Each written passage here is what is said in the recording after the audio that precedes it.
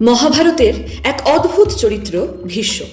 শক্তি, জ্ঞান, যুদ্ধকৌশল সব কিছুর অধিকারী হয়েও কেন তিনি কোনোদিন সিংহাসনে বসেননি? চলুন শোনা যাক গল্পটা। ভীষ্মের আসল নাম ছিল দেবব্রত। তার পিতা ছিলেন হস্তিনাপুরের রাজা শান্তনু এবং মা ছিলেন গঙ্গা।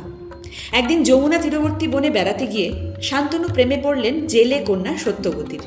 তিনি সত্যবতীকে বিয়ে করতে চাইলেন, কিন্তু সত্যবতীর বাবা শর্ত দিলেন তিনি তার মেয়ের বিয়ে রাজা শান্তনুর সাথে দিতে প্রস্তুত, কিন্তু শান্তনুকে কথা দিতে হবে তারপরে সিংহাসনে বসবে তার ও সত্যবতীর গর্ভজাত সন্তানই।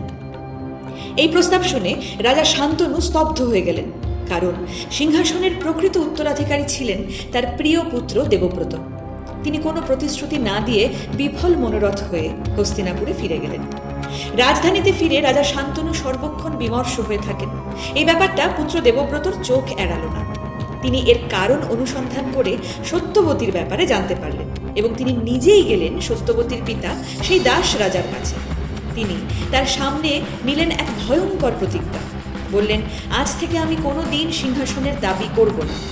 দাস রাজা বললেন, তুমি পুত্র হয়ে পিতার জন্যে এইরূপ প্রতিজ্ঞা করছো, তাতে আমি সত্যিই মুগ্ধ হচ্ছি, কিন্তু পরবর্তীতে তোমার পুত্ররা সিংহাসন দাবি করতে পারে।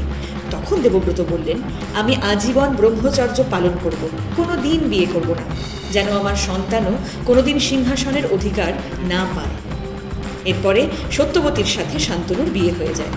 দেবব্রতের সেই প্রতিজ্ঞা এতটাই ভীষণ ছিল যে দেবলোক থেকে পুষ্পবৃষ্টি করা হলো এবং তার নাম দেওয়া হলো ভীষ্ম।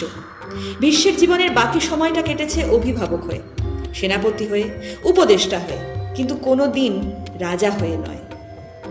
এই এক প্রতিজ্ঞার কারণেই হস্তিনাপুরের সিংহাসন উত্তরাধিকার সংকটে পড়ে, আর সেই সংকট থেকেই জন্ম নেয় মহাভারতের মহাযুদ্ধ।